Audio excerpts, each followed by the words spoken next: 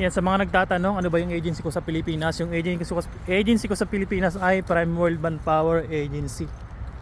Bali, dito ako ngayon, kalalabas ko lang ng galing trabaho.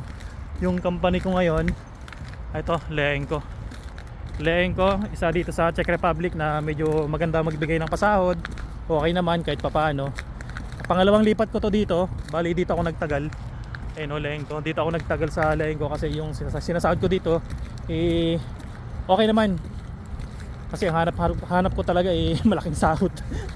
Kaya dito ako ngayon sa Leenco. Ayun o, Leenco Company. Kalalabas ko galing trabaho. Yun yung naging agency ko mga idol, Paramount Manpower Agency. Ito mga Sabas 354. Ayun yung agency ko, Primal Manpower Agency. Mali ito, parkingan ng mga sasakyan. Ay, sa mga nagtatanong, sa mga nagko-comment sa mga video natin, ayun, talagang hindi ko masagot. Kaya short videos na lang tong gagawin ko ngayon. Ayan o, Leenco Company. Ayun yung mga common na itinatanong, ano ba yung agency ko sa Pilipinas, magkano ba yung sinasahod ko naman dito okay naman. Ay, nagawa ko na ng video to, maraming beses ko nang nagawa ng video about sa company dito sa Leenco Company to, Czech Republic. Sa mga gustong mag-apply papunta dito sa Europa, mag-apply lang kayo sa mga legit na agency mga ka-idol. Wag basta-basta pumatol sa mga ayan, dapat maging wise tayo. Dapat dumaan sa tamang proseso. Ito, dahil sa sobrang lamig ng mga nakaraang araw, tignan nyo naman yung snow. Sobrang nanigas na siya. Nandito mga namuti-muti pa. Diba? Namuti-muti pa. Company ko, ito Leenco. Leenco Company. Ang trabaho dito ay food processing. Dati ito yung company, ito yung building na luma. Bali connecting lang yan. Itong bagong building yan. Connecting yan, diyan kami dumadaan yan. Kung nakikita niyo yan. Dumadaan kami diyan papunta dito. Bali yung production kasi talaga nandito. Tapos yung mga cutting, mga slicing nandito sa bagong building. Pero yung butcher ayan. Pinto ng butcher yan. Hindi pala delivery ng mga karne, yung pinto yan, nakikita nyo yan. Zoom in natin yan. Yan ibinabagsak yung mga karne. Tapos yung production na mga hulmahan, dito na ginagawa. Yan yung bagong building yan.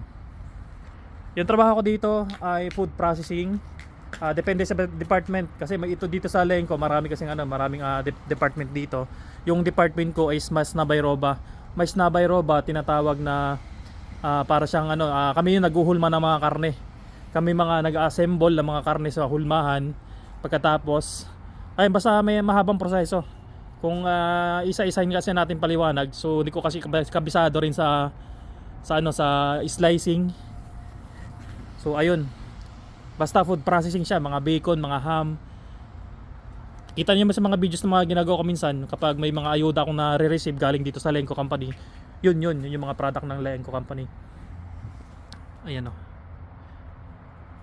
Sa mga gusto mag-apply, yun lang, mag-apply lang kayo sa mga legit na agency. Pero itong si Leenco, sa ngayon stop hiring siya galing sa Pilipinas papunta dito sa Czech Republic. Dati nag-hiring siya last year, Philippines to dito sa Czech Republic. So swerte naman nakarating dito sa Leenco Company kasi unang dating nila dito malaki na kagad yung sahod nila. Kasi yung mga pumunta dito sa Czech Republic na mga galing Pilipinas, mga company nila marami akong mga nare-receive, mga natatanggap na mga comment na yun nga mababa. Pero sa Leenco, ayun siyempre flex ko na rin, no. Isa sa pinaka, hindi naman sa pinaka siguro, mga maganda magbigay ng pasahod, malaking magpasahod. Yun na yun, basta yun na yun, malaking magpasahod, maganda magbigay ng pasahod dito sa Czech Republic. Pero may ibang company naman dito na okay naman. Siyempre sa lawak ng Czech Republic, hindi natin alam na meron pang sigurong mas maganda sa company bukod dito kay Leenco Company. Siguro I think meron talaga, hindi lang natin na nalalaman dahil siyempre nakapokus lang tayo dito sa company natin. Kaya yung company lang natin yung lagi kong binabanggit sa mga videos natin na okay yung pasahod. Ayun mga ka-idol, no. Siyempre hindi ko na patatagalin tong video na to. Dahil ito yung service natin, no. Naka ano pa kasi baka ano, baka uulan. Ito yung service natin, everyday kukurin. Ayan, may bisikleta pa. Ayun sa kabila meron din, no. Ayun lang mga idol, sa mga hindi pa naka-follow dyan, huwag nyo kalimutan i-follow ang account natin sa YouTube channel natin, Idol sa Europa, TikTok account natin, sa Facebook, and Roel din.